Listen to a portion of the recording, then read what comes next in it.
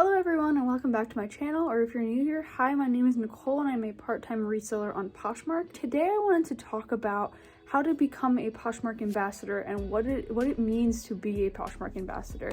They recently released, within the last month or so, the ability to become a Poshmark ambassador 2, and everyone kind of got really excited because it kind of distinguishes the higher top tier resellers from anybody else that is already a ambassador, because there are so many people that are ambassadors right now and it's becoming more and more easy to become an ambassador. So I kind of wanted to go through how you can become an ambassador and then how you can become a Poshmark ambassador 2 as well. And these are just little badges that show up on your profile to let buyers know that this person can be trusted, that they are reliable, and that they have worked hard on the app to establish themselves. If this is something that interests you, please feel free to keep watching and subscribe if you like more content like this, reselling related. I do anything I can think of that has to do with reselling that can help anybody else out. If you have any ideas of videos you would like to see, comment them down below. But yeah, let's get right into the video. So let's first run through the steps on how to become a Posh ambassador, and then we will run through the steps to become a Posh ambassador 2. To become a Posh ambassador, there's 8 steps that you have to hit. And you can see your status of these steps on your profile when you go into your account. I think it's My Posh Stats, and then you can click on the Posh Ambassador status and it'll tell you where you are or if you've already met it. The first criteria in order to become a Posh Ambassador is you have to have a minimum of 5,000 community shares. Community shares are sharing other people's pages, their profiles, all their listings. It is not sharing your own listings, that is self-shares. The next step to become a Posh ambassador is you have to have 5,000 self-shares. So as I was just saying, self-shares are when you share your own items. Each time you share your own item, it counts as a self-share. Seems like a lot, but they actually go pretty quick, especially if you have several hundred to a couple thousand listings, it goes very quick. The next criteria is you have to share a minimum of 50 new Poshers. This means going to their page and sharing their account to others. So you can filter in the settings to find new Poshers, and then you can share their listings, you can share their page, you can follow them, you can kind of interact with them. The next criteria is you have to have a minimum of 50 available listings for purchase in your closet. This does not include sold items, this does not include items marked not for sale. This has to be items that are priced $3 or more that are available for purchase. That is what is included in that 50 minimum that you have to have. You also need to have a minimum of 15 sold listings. These are anything that has sold, which is pretty self-explanatory. The next item is you have to have a minimum of a 4.5 or higher rating. Anyone that purchases your items and then gives you a rating after, your rating has to be an average of 4.5 or higher.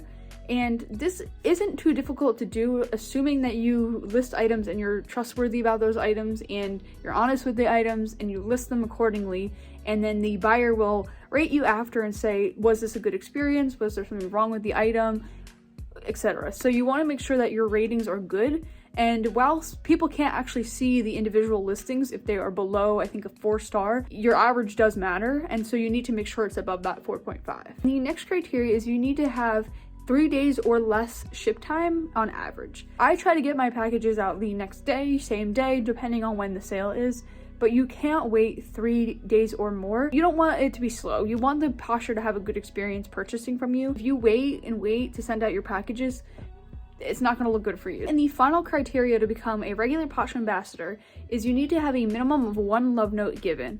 This is when you buy something from another seller and then you have to rate it. You want to hopefully have a good experience and give them a love note, because that's what you have to get one to be able to get the Posh ambassador status. When I was trying to get my Posh ambassador status a few years ago, I actually purchased a couple purses and I purchased a pair of pants and I purchased a couple different things. I ended up actually really liking a lot of the items I got, so I gave multiple love notes out, but you only have to have one to be able to become the Posh ambassador. They kind of want you to be overall with the app. They want you to kind of do everything. So even if you are just focusing on selling, which is kind of what I do, you still have to make at least one purchase and give a love note for it. These were the steps to become a Posh ambassador, and it'll tell you in the app what your progress is, or if you've reached it, and it'll show the badge in the app. If you have a Posh ambassador status, you will have a little red star in your profile, but then if you are a Posh ambassador 2, you'll have a little gold star. Now let's talk about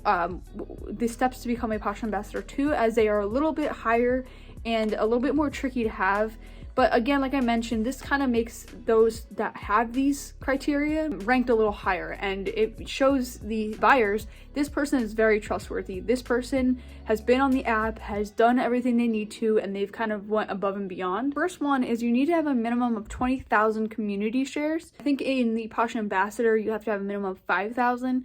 Again, these go by really quick. I tend to share, every day if I can, the community shares, because I kind of want to build that a sense of community with others, and I think the more I share, they share my stuff back, so it kind of works out. The next criteria is you need to have a minimum of 100 available listings. In the Poshmark Ambassador, you need to have a minimum of 50, and they kind of doubled it. This is really important to do, and I struggled to get up to 100 for a certain point because I wasn't listing that much, because I do this on the side of a full-time job, so it is a little tricky for me to list often. The next criteria is you need to have a minimum of 50 sold items. They want to see someone who's established, who's done a lot of business through the app, and to have 50 sold listings, you're doing really well. Next criteria is you need to have a rating of 4.7 or higher. This gets a little bit more tricky too, because if you've gotten some bad ratings over time, those ratings will affect you worse, but the more ratings you get, the better off you will be. I've gotten a couple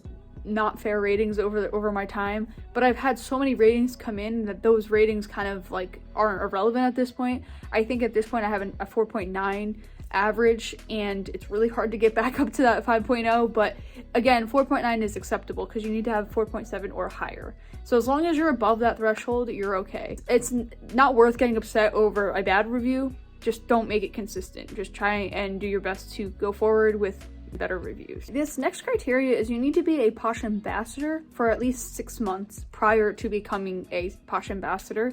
And I think you need to do that consistently. You can't like become a Poshmark Ambassador, lose that ambassador status, and then, have those 6 months prior. This is pretty easy as long as you don't lose your status. As long as you keep that, and then you just go up to the next status, but you have to have this. And this is again just to make sure that you're staying compliant with the app's rules and that you are doing what you're supposed to do. And this last criteria to become a Poshmark Ambassador 2, which I thought was the trickiest one because I always thought this was the hardest part, is just to recruit somebody. It seems easier than it is, but you just need to have someone use your code when they sign up, and it'll actually give them $10 free credit to use in the app. Actually, you'll get credit as well, so it works for both of you, but you need to have one recruit at a minimum to become a Poshmark Ambassador 2. I know when I was trying to become a Poshmark Ambassador 2 and they released it, I actually thought I met all the criteria, and I saw that I didn't meet that status, so I needed to go in and try to recruit someone as fast as I could. This is hard for people, so what I recommend is just kind of putting the word out there, saying if you're new to Poshmark, make a Facebook post, make an Instagram post, put it out there and see if anyone's interested, and put your code, which is your handle, out there for people to use, and then hopefully somebody will sign up with it. And you can see if someone's used your code to sign up because you can see your referrals in the app. So these are the steps to become a Poshmark Ambassador 2. And we already talked about how to become a regular Poshmark Ambassador. You need to meet all these criteria, and you'll see in the app your badges. So if you are a Poshmark Ambassador, a Poshmark Ambassador 2. So here are my overall thoughts on becoming a Poshmark Ambassador. I do think it really helps you. I noticed when I became a Poshmark Ambassador, I started seeing more and more sales coming in, and I got more shares, I got more follows, and it kind of just proves you in a certain way to buyers, and it kind of says this person is trustworthy, this person is reliable because they have this status, because not everyone can get this status. I think that buyers tend to like people that are Poshmark Ambassadors or Poshmark Ambassador 2, and so I think it helps. I mean, I wouldn't stress about becoming it, but I do think it definitely helps, so you can work towards it. But a lot of people say like, oh, well, my sales slowed down after I became an ambassador. It's all kind of just how the algorithm works, and you could check out my video on the algorithm if you want to see the things that I recommend doing to help the algorithm. But all I can say is to keep doing whatever you're doing prior to becoming an ambassador, and don't just stop sharing community shares once you get the status. You want to keep doing that because it helps overall to stay active and continue to do everything that you are already doing. These are my final thoughts. If you like this video, feel free to like and subscribe, and I'll see you next time.